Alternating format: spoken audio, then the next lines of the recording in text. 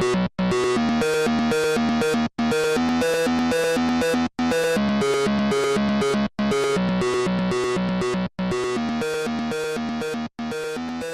here you go. Welcome back to the Game Smash Podcast. As always, I'm your host, William Liberty, and with me is... Fuaz Muhammad Yusuf. And today we got lots of stuff to talk about. We got the Overwatch release date. We got the Paragon early access date. We got Valkyria Chronicles release date. We got No Man's Sky release date. We got Launch Party for PlayStation Store, 10% off of selected pre-orders. We got Battleborn character trailers. We got Fable Legends development. Basically, it's gone, it's done, and Lionhead Studios is coming to a close. And finally, a whole bunch of Nintendo Direct news. But before we get into that, let's talk about what we played this week. So I've had this giant list of games that I need to finish and beat because the pile is getting bigger and bigger, right? Yeah. So I just said, screw it. I grabbed the first game in Reach, and it was Fire Emblem. So I picked that up, and I beat it. So, yay! One down, 7 to go. But yeah, no, it was actually a lot of fun. Like, Fire Emblem Awakening is actually, it's a really, really good game. Like, it's a really good 3DS game. And, I talked about the whole, sort of weird breeding mechanic, on the last podcast. Yeah. And I had this moment where, like, I have now created the greatest person ever, because I had my main character, like, hook up with this other girl, and then our kid comes in the story, and he's got, like, these crazy stats. So he was just carrying me through the entire game, like, at that point. Like, I'd be like, I better send my A-team to go fight the boss. I'd be like, I don't need to send my A-team. I could just send this one person. So, it's a really good game, and I had a lot of fun with that. And also, the other game I played this week was, I picked up Zelda Twilight Princess HD. And, I love that game so much. So many memories. And despite what people have said about the game, it is improved graphically. Like, it does actually look really, really good. Mostly that has to do with the fact that on the GameCube version, a lot of the textures and cutscenes kind of had this blurry filter over it. Okay. So they basically removed that and upped the texture quality, so the game actually does look really, really solid. And also, there's just a lot of like art asset stuff I didn't even notice because of this blurry filter in the original game. So there's a lot of like little hidden things that I'm noticing that I didn't actually notice before. And they've added a couple new features, like there's this kind of like a collectible thing where you can get stamps in the game for like Miiverse posts, and the stamps are actually letters in the Hylian language. So if you want to post on your like little wall, like "I'm awesome," you can post it with Hylian letters that you collect in the game. So I thought that was actually a really neat little thing to add. And overall, like it's really, really fun. I'm playing the game on Hero Mode, and that's a really interesting experience, because Hero Mode is you take double damage on everything, and there are no hearts in the game. So you start a dungeon, and it's like, don't get hit, because if you go and try and break some pots, you're not going to get hearts. And it actually makes it for like a much more challenging experience. So I like it because it means I get to play the game in a completely different way. But yeah, no, just having a lot of fun with that. Both really, really good games. I find it funny how I have this giant list of games I need to beat, and honestly, I'm probably going to spend most of my time just replaying some of the Twilight Princess HD. But it's a good game. Anyway, what about you, Fawaz? Well, I mainly played Smite this week, actually. Oh, okay, nice. Yeah, Jason has really been he's been playing the game a lot. You know, whenever he's on, I'm like, okay, you know, let's play, right? So I played around with Neith and Ra, who are both Egyptian gods. So and they're pretty cool. I'm getting more accustomed to the game, more acclimated to it. Yeah. And it's I actually had a decent amount of fun. We had this one crazy game because Ra has this really cool his ultimate, it's just like a charged up shot, a Right. straight shot, like a sniper shot, Hmm. but it's really hard to connect. But Jason was playing this character that freezes people. So I'd be in my lane, Hmm. battling minions, and there's just other dude. I think his name is Agni. He'd Yeah, yeah. also be we'd be in the lane, and we'd be fighting for like the lane. And Jason would be like, "Oh, you're fighting Agni? All right, one sec, I'm gonna come up behind him." So I just wait, and then Jason comes up, freezes him, and I just hit him with the ultimate. I Nice, got like nice. 4 kills on that same Agni, that exact way. It was a good deal of fun.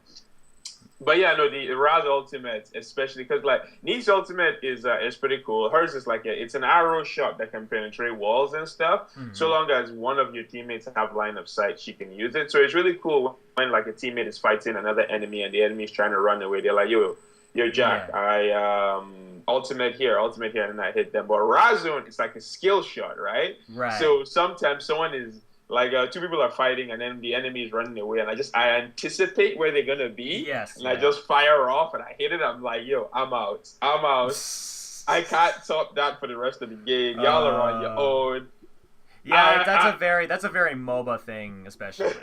Like yeah. just So getting like making that skill shot and having it just wreck the enemy team is just so satisfying. it's so satisfying. Oh my god. Like, but yeah, I've been playing it. It's a lot to take in. Oh my god, it's so much to take in, and the game's tutorial does not do a very good job. Because Yeah. like I'm sitting here and I'm just like, oh my, if I did not have Jason right now, being like, yo, do this, do that, do that, Yeah. I have no idea how I'd be playing this game right now. Because there's so much to take in. Like Yeah. you've got your builds, you've got a bunch of different items that you can buy with your character. There's the different camps, but then like on paper, some of these things seem like because there's like the damage camp, right? And Yeah. for me, I'm like, yo, anyone can use damage, right? But Jason's like, no, the solo lane needs damage. This person needs mana. This person needs XP. Yeah. You gotta get this kind of build. It's crazy. It's a lot to take in, Yeah, and it sounds a lot in a similar vein where it's like trying to get into League of Legends is also really difficult because like it's the same thing where it's like, oh, damage should be good, and it's like no, damage is not always good depending on what character, what kind of build you're trying to make. And I have scenarios where I have fights with Alex on League of Legends where it's like you need to be able to adapt your build on the fly, and that's a whole other like process that's just as yeah. difficult. Yeah. So it's tough, but yeah, that's what I've been playing. Nice, nice. It's cool. So how about I let you take it away with some release dates for us? Okay, so the release date, we got release dates galore. First things first, No Man's Sky, got June 21st, Yeah, 2016. It's gonna be a full price game, and gamers are not pleased. which I don't surprised understand, me. Yeah, which surprised me as well because like this game has been marketed as like a massive behemoth. game with a lot of content and I'm like, yo, if you guys are willing to pay $60 for the Order 1886, then you don't have any chair to stand on this kind of stuff. Real talk though, uh, like No Man's Sky does not interest me in the slightest. It looks very very boring, and it looks very reminiscent of the first Mass Effect in the sense that there's a lot of stuff to do, but none of it's actually um, matters. I Right. would say that's a weird comparison, but I guess I kind of get But it. I mean, in the sense of like Mass Effect had a very big universe that you could travel to all these different planets and visit them and all this. But like for me, it was like, okay, why, right? Yeah, I guess I And can. that Well, the question why is way more prevalent in this game because like I guess the whole point of the game is to explore and find new planets, but it's like I don't know how long it's going to sustain my interest if that's yeah. all I'm going to be doing. It would have been nice if there was like a little like mini story or something like that on the side. But it seems like this is meant to be more of an exploration kind of game. I think Yeah. that I'm not mad that the game is apparently full price. But I will be interesting to see just how big this game actually is Yeah. because I know that they've been marketing like, oh, it's the biggest game ever, and I'm like, almost every single video game likes to say it's the biggest video game ever. So, For me, size just doesn't impress me anymore. Like developers be like, oh yeah, this game is like 4 times the size of our last game. And for me, I'm like, Bayonetta, for example, is a game I could beat in 4 hours. yeah. Like, straight up, if I focus, I could beat Bayonetta's campaign in 4 hours. But I got like 50, 60 hours out of that game. Heck, Bloodborne is a game I could probably beat in one sitting. But I've gotten well over 100 hours out of that game. So the actual size doesn't matter to me anymore, Yeah. which is why I made the Mass Effect comparison, right? Because Mass Effect was one game that really impressed me during the pre-release because they were like, oh, there's like over 100 different planets you can explore. And it was the game that taught me that those kind of statements don't mean anything. So, Fair enough. So that's why I made that Okay, comparison. no, I see what you mean.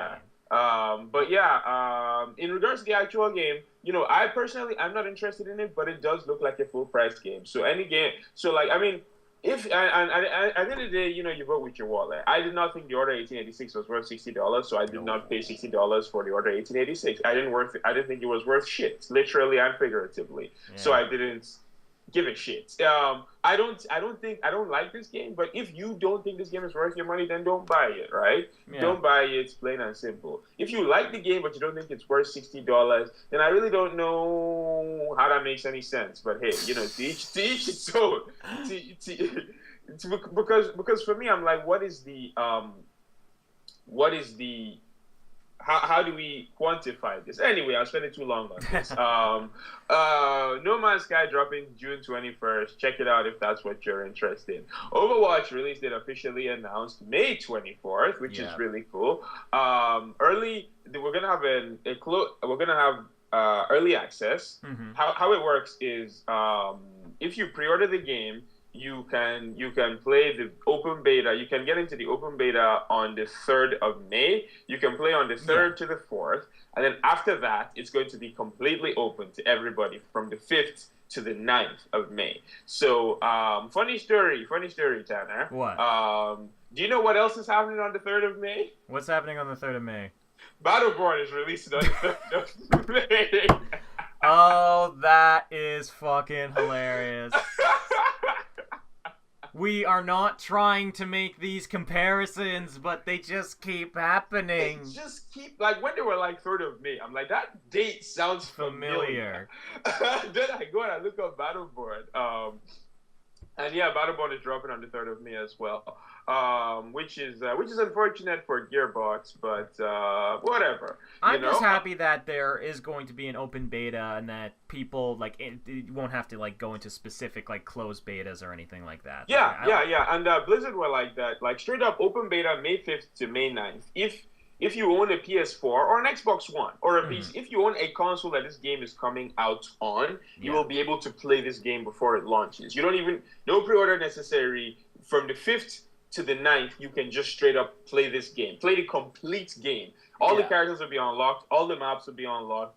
All the modes will be unlocked. You can try the game out before you buy it, which is a really cool thing that Blizzard is doing. Sure, it's only for a couple of days, but it's really cool nonetheless. And I'm really excited to finally be able to play this game, get my hands on it, get a feel for it. And all that good stuff. Actually, before in regards to Battleborn, actually, just really quickly, I wanted to touch on something. They announced a couple of characters. Yes. And I forget the names. I think it was one of them was a luchador, and the other one was a scientist character. Yeah, El Dragon, and I think Cleese. Yeah, Cleese. Yeah. And if you watch the trailers, you will see that they finally took our advice, Tanner. Yep, they finally did. It only took 7 podcasts, but one person from Gearbox was scrolling on YouTube and listened to us. He was like, "Wow, these Game Smash guys actually have a point. Maybe we should highlight the characters' abilities in the trailers for the characters." It's really funny because it does what it needs to do. It did exactly what I wanted. Okay, show off. Okay, this is what the character looks like. Cool. And show off a bunch of the characters' abilities and how are they used. They showed up, all right, El Gigante or El Dragante or whatever that guy, the luchador guy. Like he's got a lot of charging moves, so he's meant to be more of an like a aggressive kind of character. Whereas Khalees has a lot more like projectile, and he's got like a warp black hole ability, so he's more about like kind of kiting the enemy and setting up like traps. So you get a better idea of how these characters are meant to play because you get to see these abilities and how they're used. So it was just kind of funny because it was just like, yay, they finally listened to us. And the game's coming out in like 2 months. Honestly, like I don't even. Anyway, that's enough said about Battleborn for one podcast. Moving on to another release date, Paragon. Paragon is going into early access on the 18th of March. You'll be able to purchase the Founders Pack on the 14th of March. Getting the Founders Pack lets you play the game early, get some awesome value on in-game content. I have no idea what that means.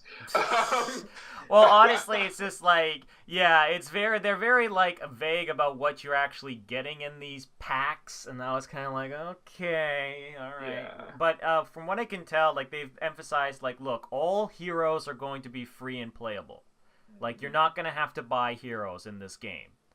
And that's something that I was like, okay, I actually do really like that. Because one of the biggest problems that I have with League of Legends is that sometimes there's, like, characters, I really want to try out this character, and the only way to do it is to wait for, like, when characters are free for the week. And some of the new characters, they're like, they just added a new character to League of Legends. I want to play it. It costs, like, 8,000 renown points. And that could take up to, like, weeks to make in League of Legends if you're winning. And most of the time, you're going to be losing. So quick thing. That's crap. Let me just get my train of thought. So come back. They're not gonna wipe. There's not gonna be any account wipes. Like when you start on the 14th of March, your progression is saved. So accounts aren't being wiped after the 18th of March. If you'd rather wait, Paragon will be going into free open beta during the summer, but we don't have a date for that yet. So there's going to be the Founders Pack, which will cost $20. It'll include access to the game skins, boosts, and other cosmetic items you can unlock while playing. Challengers Pack, which will be $60, and the Masters Pack, which will be $100, will include a huge number of skins, unlockable items, boosts, a unique skin, and the Founders Pack to give to a friend. That's actually pretty cool. But they'll be sharing complete details on these soon. One of the things is that cards will only be earned by playing the game. You cannot buy cards with real money. So they were going out of their way to make sure the game will never be pay to win. So that's really cool. And that was one of my worries when they introduced the card system that you'll be able to just Hearthstone it up. And it's funny how they talk about like the Hearthstone system was like, well, we make sure that you can't actually just buy cards that you want. And it's like, well, you just buy packs and then just use all the dust to get the cards you want. So But I mean, it's not. I do get what they mean, though. You can't just buy Sylvanas. You have to buy like a lot of packs to get the amount of dust required to get Sylvanas. So it is kind of balanced in that sense. But I like this. I really do like the fact that all the heroes are free once again. I like the fact that I won't have to like unlock a hero and then I'm gonna have to play a bunch of games and then to unlock the next one. You know what I mean? I completely I feel you and I completely agree with you. Obviously, I can just open up the game, play because like for example, going back to Smite, I do like the fact that there's something to be working towards, so long as it's like attainable. I do like that because when I started losing interest in Hearthstone was when I unlocked all the cards that I cared about, right? So so I do like that. I do like the fact that I'm working towards a hero. But, like, for example, the hero that I really liked playing was Athena. And Athena rotated out of free play. So, which is why I started looking for other heroes to play, like Ra and Neith. And, it ended up having a good effect because I ended up really liking Ra and Neith. But, it's just something of note, you know. But moving on. Valkyria Chronicles release date, remastered launches on the 17th of May. Mm-hmm. It's going to be $30. Not much else to say about that except that May is becoming what we thought February was going to be. Yeah, now I think about it. Like, May is going to be pretty damn hectic. Yeah, because like of all the release dates that we listed, No Man's Sky is the only one that is not launching in May. Overwatch is launching in May. Battleborn is launching in May. Paragon starting early access in May. Valkyria Chronicles is dropping in May. Doom's coming in May. Mirror's Edge is coming in May. It's very, very, very crazy right now, and it gets even better because moving on to the next bunch of release dates, Sony just announced this thing called Launch Party. So Sony just announced this thing called Launch Party, which is pretty much a spiritual successor to the Spring Fever thing that they've been having these past couple of years. So it's a bunch of independent games that are going to be coming out starting next week, all the way into late April. And I really like. I mean, just as a quick aside, I really like this because the March-April period is usually a very dry period for video game launches, and these are really going to fill out my and a lot of them are cheap. Like $20 games. I can pick up all of them for the cost of one game in Canada. Actually, yeah. So that's pretty cool. Anyway, without further ado, the list of games are Salt and Sanctuary on the 15th of March, and this is coming out for the PS4, but it's gonna be cross-buy, and so when the Vita version comes out. Say what? I just like Vita. Every time it's like we get to say Vita, it's like it still exists. Yeah, it's still in development for the Vita, and it's going to be cross-buy when the Vita version comes out. Now, hopefully, it doesn't do what Bastion did last year and launch in March, and then the Vita version comes out in December. So yeah, Day of the Tentacle remastered, cross-buy PS4 and Vita. Enter the Gungeon, the game about a gun that can kill the past. Oh, that's the best tagline ever. That tagline just makes me laugh.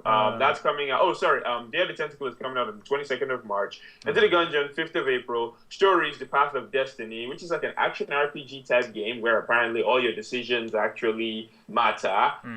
I'll wait and see. 12th of April. Invisible Ink. Yep. Finally, Invisible Ink, which is XCOM meets Splinter Cell, coming out on the 19th of April. I've already bought this game. Period. Yeah, I had a feeling. Alienation. Oh, these are all PS4 games, by the way. Alienation, which is kind of similar to Helldivers, actually, and I've got my eye on this. It's coming out on the 26th of April. So that is the entire list of the Spring Fever. The games on this list all the games on this list outside of Day of the Tentacle Remastered are kind of have interested me a little bit. But the main games I'm looking forward to are Salt and Sanctuary, which is like. Do you know this game, Tanner? Not really, but from what a clip I saw, it kind of had like a Dark Souls-y vibe to it. Yeah, it's like a 2D Dark Souls. Okay. Like I was watching, there's this one dude I watch, Vati, I believe is his YouTube name. Vati, yeah, I know who that is. Yeah. He does a lot of these Souls-like videos where he does a video on a game that is similar to Dark Souls, and he did a video on this, and he was just talking about the gameplay, and honestly, it literally sounds like a 2D Dark Souls. You've got this thing, you've got salts, which you gain salts by killing enemies. Whenever you die, you lose all your salts, and you use your salts to level up. You got to go back to where you lost your salts, and then the enemy that consumes that salt becomes a powered up version of itself. There's you start off the game, and then the first boss you meet kills you. It's uber similar to Dark Souls. It's people were watching Bloodborne videos, and they literally just took the word souls and replaced it with blood. It's pretty much the same. Basically, yeah. Enter the Gungeon also has my curiosity. It doesn't quite have my attention yet. It's like a Diablo type game.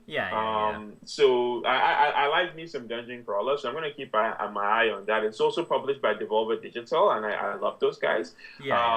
Stories, I'm gonna keep an eye on that, but yeah, it looks interesting. It has a certain charm to it, and Invisible Ink, like I said, I've already bought this game.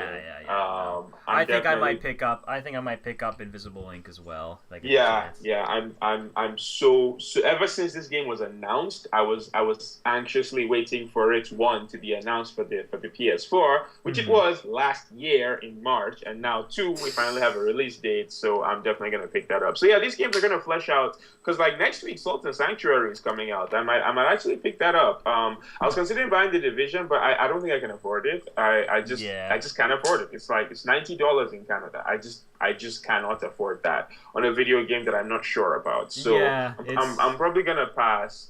Maybe pick it up down the line when it's on sale or something, and instead I'll pick up Salt and Sanctuary next week. That's what I'm thinking. So yeah, good stuff. Now moving on, I think with that we've covered all the release dates that were announced in like the past 2 days. All these release dates were dropped on us in the past 2 days.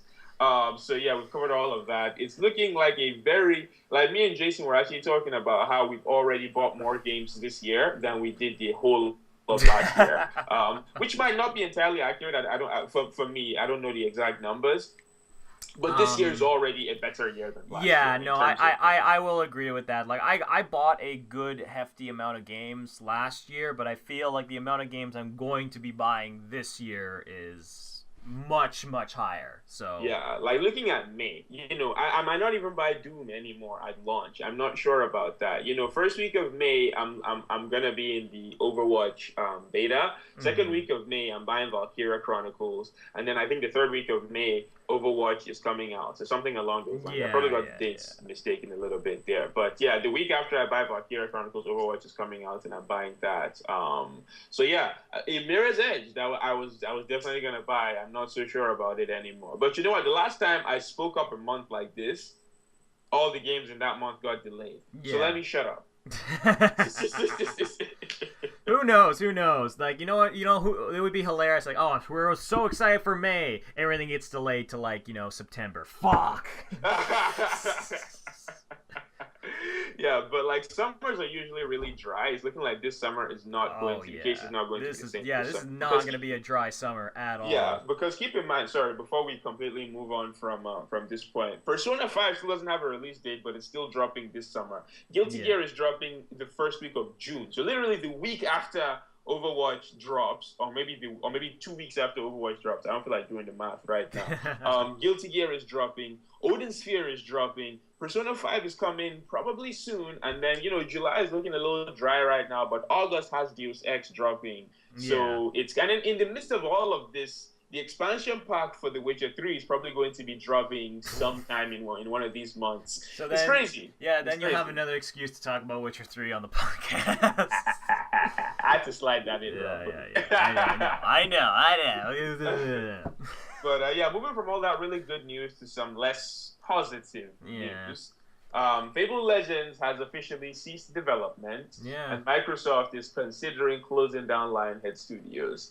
As of the recording of this podcast, it's still not officially confirmed if Lionhead Studios is closed or not, but Fable Legends is done. It is done. Yeah, Lionhead came out and said that because the game was in like early access, I think, or something like that, and they were like that anyone who spent real money in the early access version of the game is going to get a full refund. That just kind of sucks. Like, honestly, like, I was kind of interested in Fable Legends. Like, it seemed like it was it didn't feel like a Fable game, but it looked like an interesting idea. I know. But it seemed like an interesting idea, and it just kind of sucks where it's like, oh man, we're not even going to see what this game was going to be. Yeah. It's funny, because I sensed something was afoot, because if you remember in the at Microsoft's E3 press conference, they had the whole greatest games lineup in Xbox history. The games in that lineup were Gears of War, Halo 5, Fable, Fable Legends, Tomb Raider, and Forza, whatever number on. But then as Christmas started coming along, and they were using those trailers, Fable was no longer in those trailers. So right out the gates, I was like, but I was like, okay, maybe it's just because the game got delayed to 2016. But then we haven't heard anything about it. So like I this doesn't surprise me. But like with that said, okay, let me just keep it real, right? I hate Fable 2. I Yeah. absolutely hate Fable 2. I never even touched Fable 3. I've made no secrets how much I've hated, and even Fable 1 was kind of disappointing. I So weirdly enough, well, I didn't play Fable. I played Fable: The Lost Chapters, which was like the improved version of Fable 1. Fable: The Lost Chapters was really good. I I enjoyed. actually did enjoy and that was actually my first PC game, like PC RPG game that I ever played. Was Yeah, Fable: yeah. Lost Chapters. Fable: The Lost Chapters was. I actually really enjoyed Fable: The Lost Chapters. Well, what upset me about Fable 2 was that Fable 1 was disappointing, and then The Lost Chapters came in, and it literally it fixed a lot of the issues people complained about. So when Yeah. they announced Fable 2, I was like, okay, these dudes have started to get a better idea of what we want. So Fable 2 is just going to be like more like The Lost Chapters but better. And then they took like a step back in every possible area with Fable 2, and I was just done with them after that. Yeah. With all of that said. Hmm. At the end of the day, the Fable series were fully functioning video games, Yeah. right?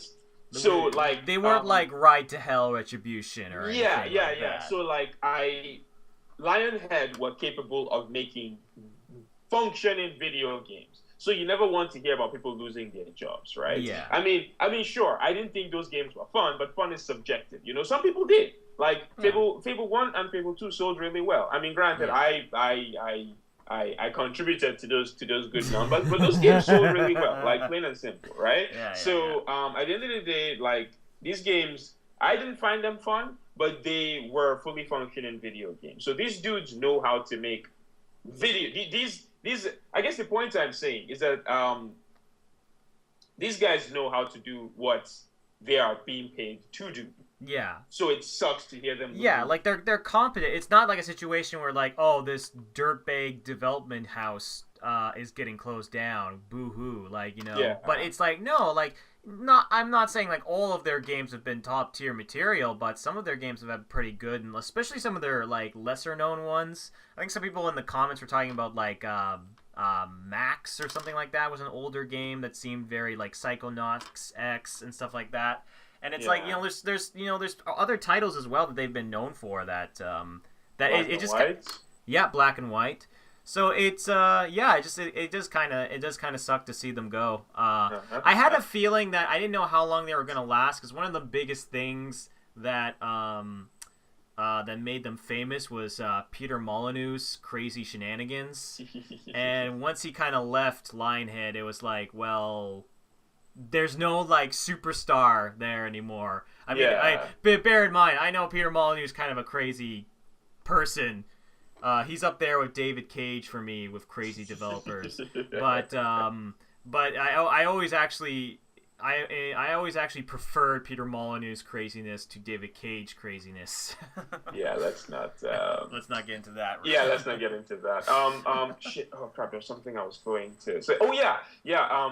Another thing of note, right, is Yeah. that while this hasn't happened in a while, Microsoft do have a track record of ruining developers. Like I'm gonna just call it like it is, right? Yeah. Sure, Bungie wasn't technically ruined under Microsoft. In fact, a lot of people will argue that the game that Bungie released after they left Microsoft is a lot worse than anything they did while they were under Microsoft. However, for the 10 years that Bungie was with Microsoft, all creativity was stifled because all they could make was Halo. Yeah. When they were under Microsoft.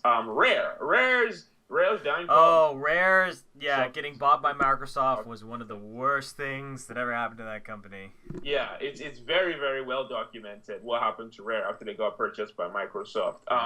Then there was the Age of Empires studio. I forget their exact name, but the dudes that made Halo Wars, they got closed down. They got closed down under Microsoft. I guess the point I'm getting to is Microsoft does not have a very good track record with first-party development studios. Yeah. So perhaps Lionhead's downfall, the possibility does exist Yes. that Microsoft has to shoulder some of the blame for what happened. Because you have Ensemble Studios, Faster Studios, dudes that did Mech Warrior and Shadowrun. Yeah, They got closed down. It's not a good look, man. It's not. Yeah, It's not a good look. They haven't. Of the big three, Microsoft have the worst track record with just closing down. yeah, with first party studios. So I don't know. And one of the ex developers of at Lionhead actually went on Twitter and called Microsoft a studio killer. I wouldn't go that far, but I do think it's something that people should keep in mind. Yeah, that you should like you just bear in mind, like, even though you might think, oh, Microsoft, even Sony, like, they might do a lot of good things on the front, but there's always some bad things in the back that they are doing from time to time. Yeah, And this is yeah. probably one of them. But But yeah, you want to move sorry, on? you were about to say? I was gonna say, do you want to move on to the last piece? Yeah.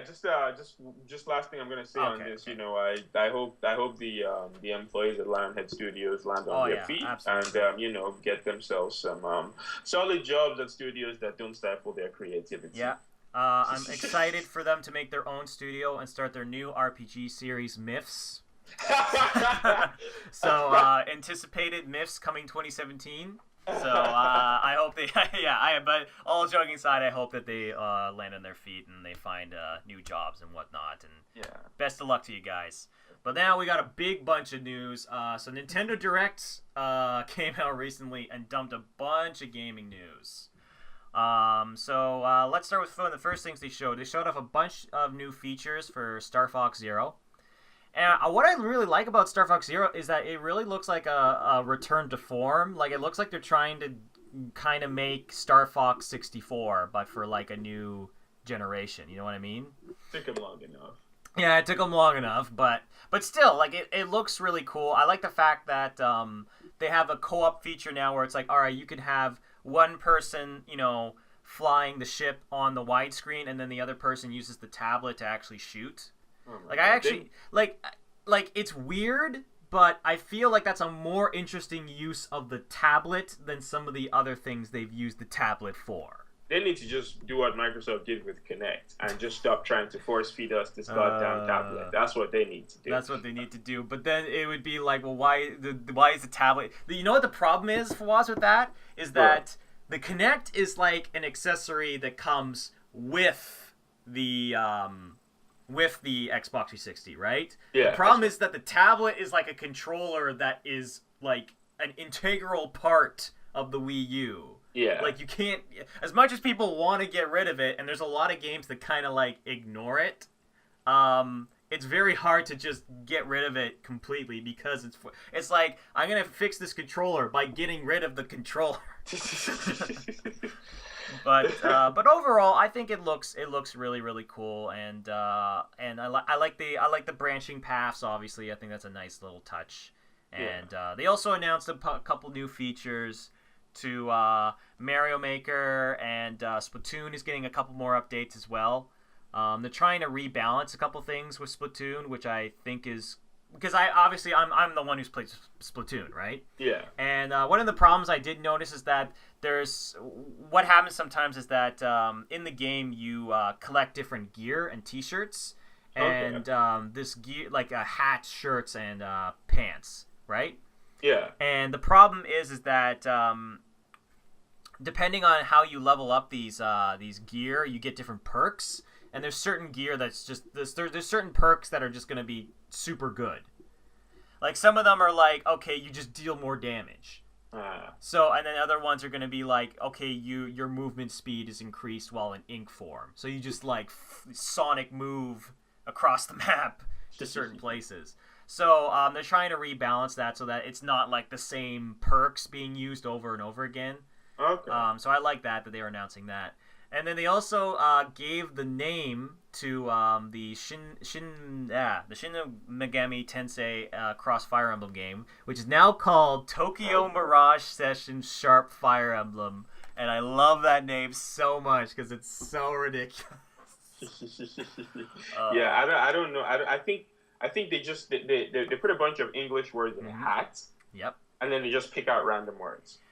Yep. Tokyo Mirage Session. What? At the very least, this is gonna be an easy game to find on Google. Because I hate it when someone calls their game like hunger or something like that. A word that I Google and it's not the first thing that comes up. So yeah, at least we don't have to worry about that with this game. Yeah. But are you kidding me? What the hell does that even mean? You know what I don't I get. love how they also in the trailer, when the guy Bill Trent was talking about it, he was like, "Be excited for like this authentic Japanese game and authentic Japanese commercials."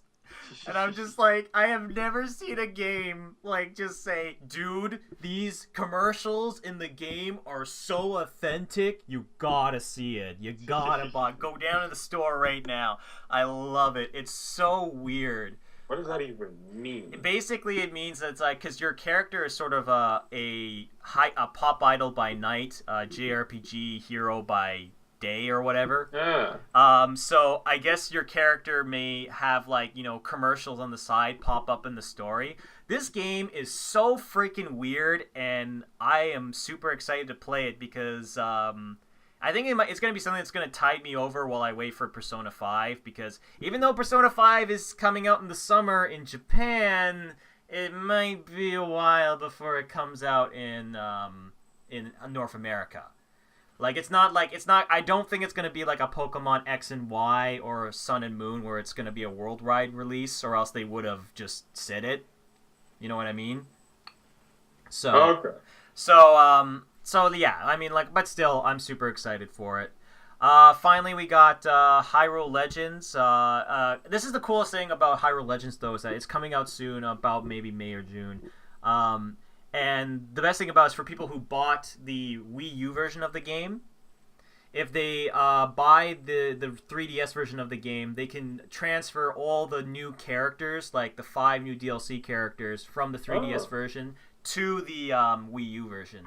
Oh, that's pretty cool. And this is a weird thing where, like, Monster Hunter did something similar to that, where it's like if you buy the 3DS version and the Wii U version, you can transfer your save data to each one. Ah. And that's a weird, like, I've only really seen Nintendo do this with some of their games, and I kind of want to see them do this more often because it's a really cool feature. Well, Sony does kind of do that with cross-buy, right? Yeah. Cross-buy, cross-play, and cross-save. Yeah. But overall, I think it's a pretty cool like idea, and free DLC as well. Medley from the Wind Waker, who's like that bird character, she's coming to both games for free. Okay.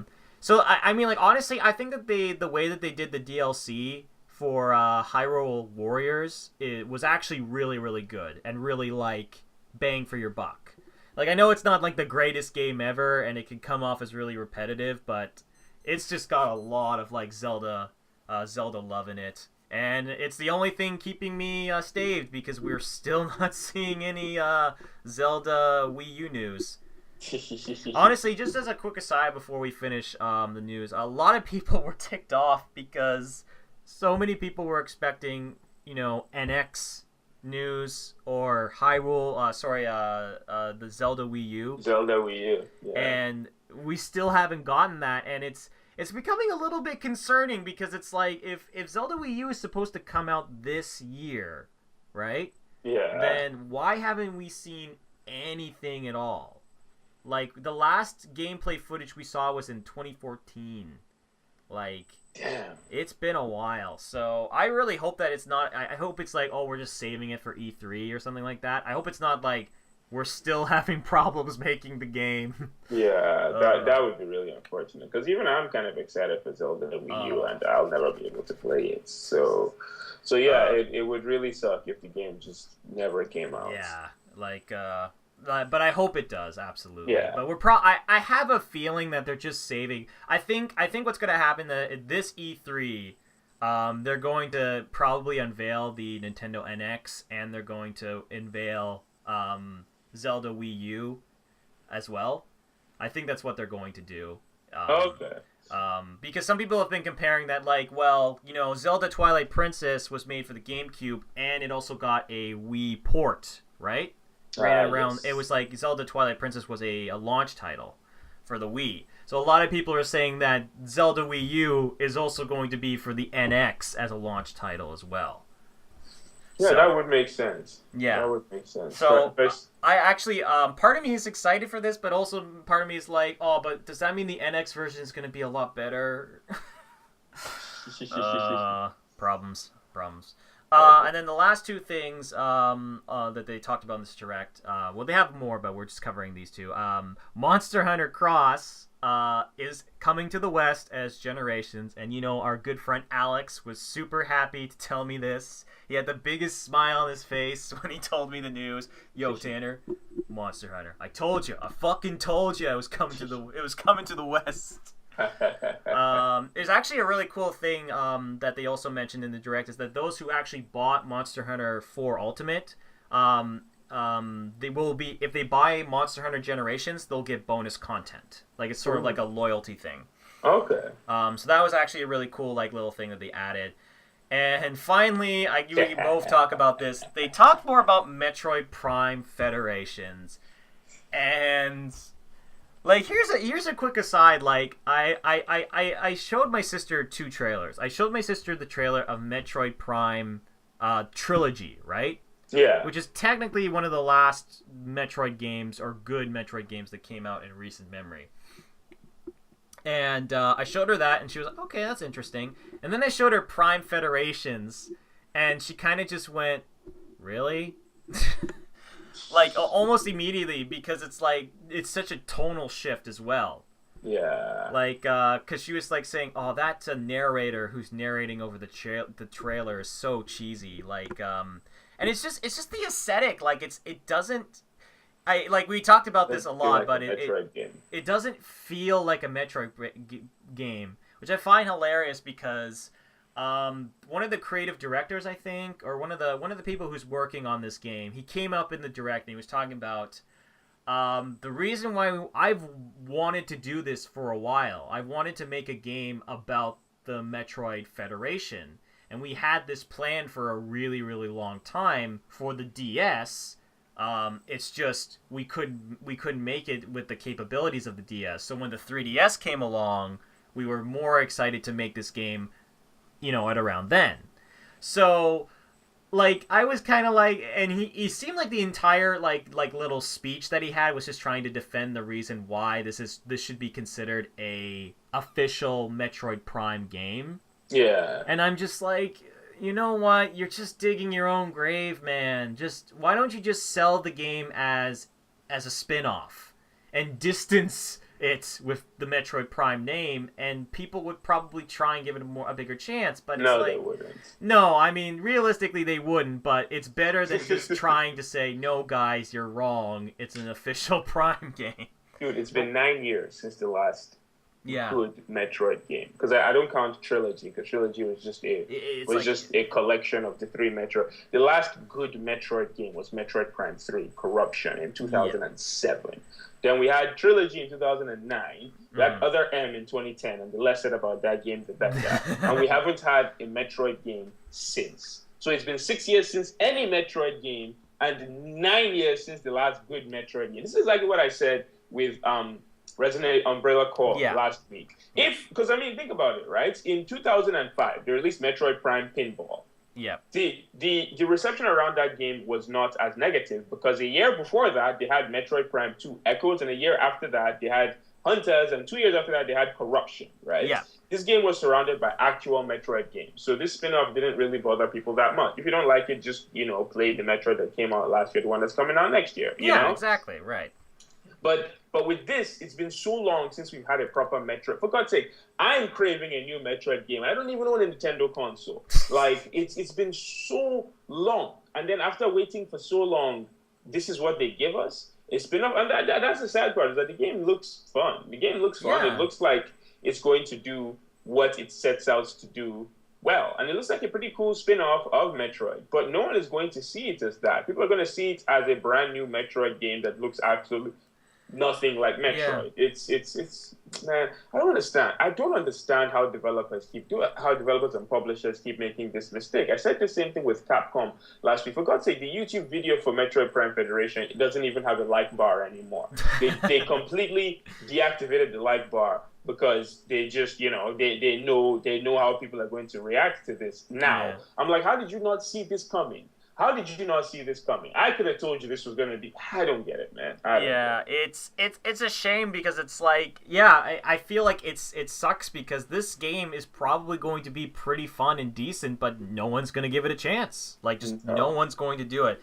And I feel like this is just one of those. It was one of those kind of things where it's like, well, you know, I'm annoyed more by it because it seems like they don't want to acknowledge that, okay, maybe this might not have been the best idea. They just want to ignore the criticism that people are putting out. But well, I mean, at this point, they're too invested, right? To Yeah, they're like too back invested. out and Yeah. be like, oh yeah.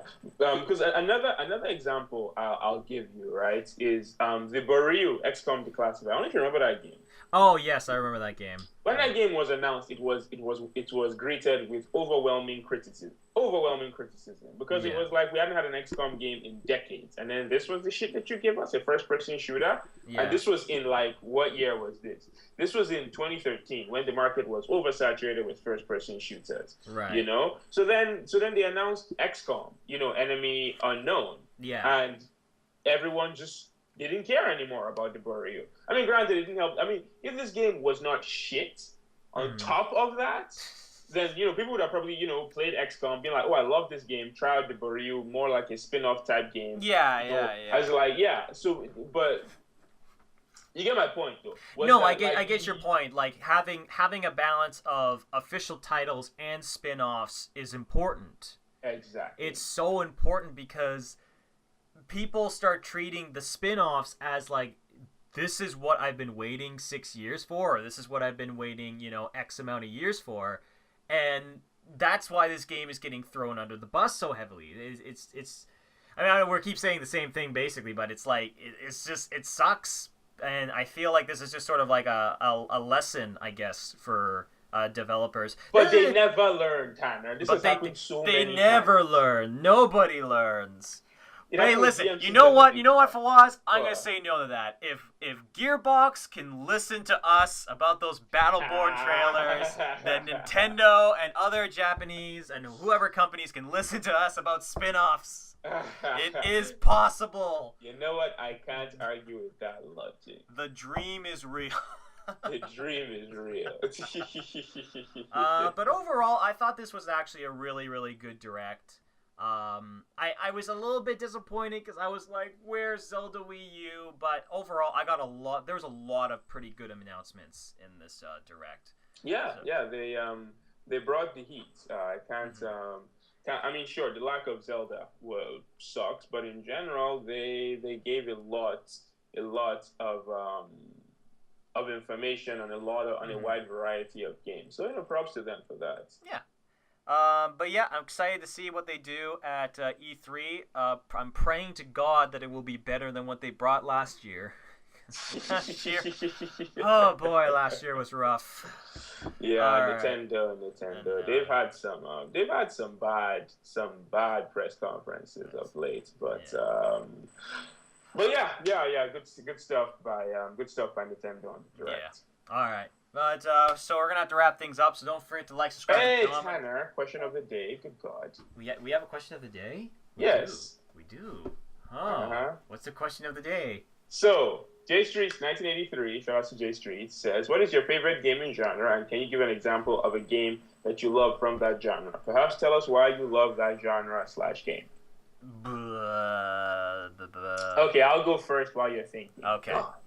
Where would this podcast be without I know. It would just all fall apart if Fawaz wasn't here to keep it glued together. So for me, this is easy. Fighting games, period. Oh, yeah. I'm a very competitive person. In nature, I'm a very competitive person. No other way to put it. Like, I'm the guy that you do not want to invite out for card games because, okay, that's not entirely true. I don't become an asshole, but I do take it seriously, and my intention is to whoop all of your asses, Asses. So I'm a very competitive guy. So when I found a genre of game that was just me versus somebody else, and it was like I didn't have to rely on anybody else, I loved it. I absolutely loved it. Street Fighter 2 was the first video game I ever played. So I guess there's a little bit of bias there because it is a genre that introduced me to video games. But yeah, I just absolutely love fighting games. Now, in regards to okay, an example of a game. It doesn't have to be my favorite game, but a game that I love from that genre. It's tough. It's either Street Fighter 2 or Tekken 3. I'll just go Hmm. Tekken 3 because I have the most memories with Tekken 3. I absolutely love Tekken 3. Everything about that game, the story, Hmm. the actual gameplay, the characters, the character designs, the soundtrack. Tekken 3 was I bought that game I think 7 times. I cannot count the number of times I bought Tekken 3. It was ridiculous. Like I'd buy it, it would spoil. I'd buy it again. We lost a copy. We bought it again. Like we split because like Jesus. my little brother and my sister they moved to like the UK, Yeah, so they yeah. bought it again, and then I bought it again. So we Tekken 3 is one of the highest selling video game fighting games of all times, and I'm pretty sure my family contributed to at least 40% of those sales. That's pretty good. Yep, yep. And then we all loved Tekken 3. Like this was back before I started playing fighting games really seriously. So like my Yeah, brothers could yeah. still hang with me back then. So we used to Right. play we used to play a lot and it was fun and it was competitive and we absolutely loved it. Hmm. So yeah, it would be Tekken 3. But that's a tough one. That's actually a tough one because like Street Fighter 2, I have a lot of fun memories of that. Soul Calibur 2. I have a lot of fun Hmm. memories of that. In fact, up until recently, Soul Calibur was my favorite fighting game franchise of all. Oh, really? Yeah, I did Soul actually know. Calibur is it was my favorite fighting game franchise. That's But pretty then strong.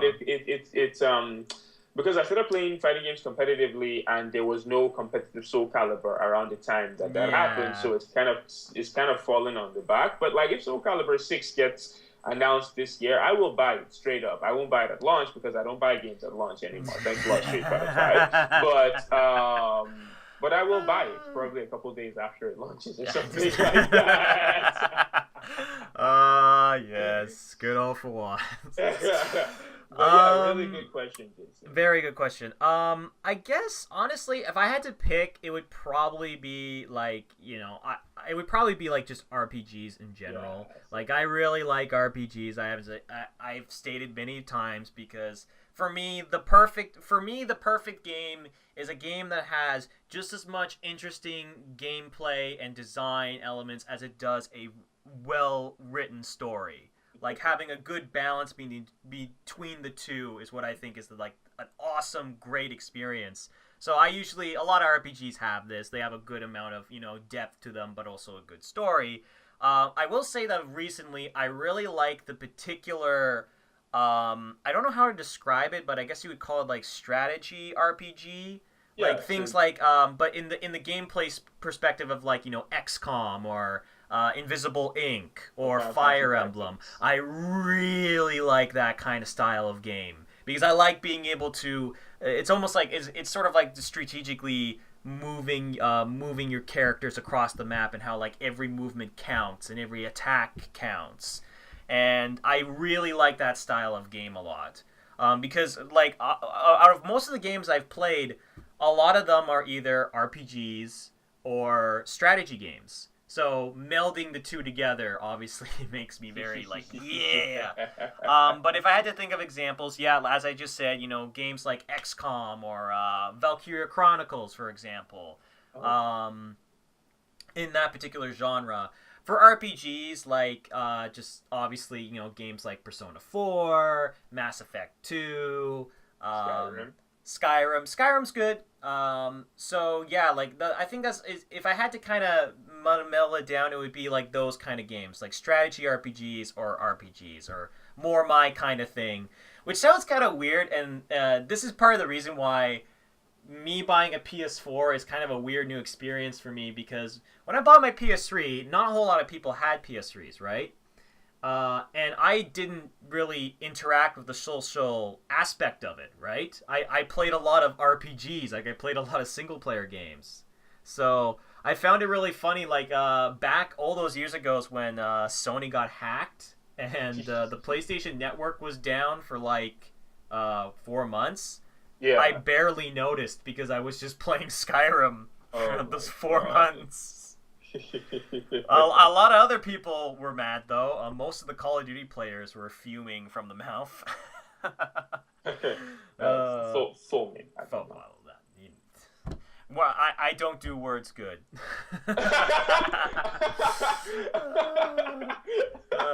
But yeah, no, very good question, J Streets.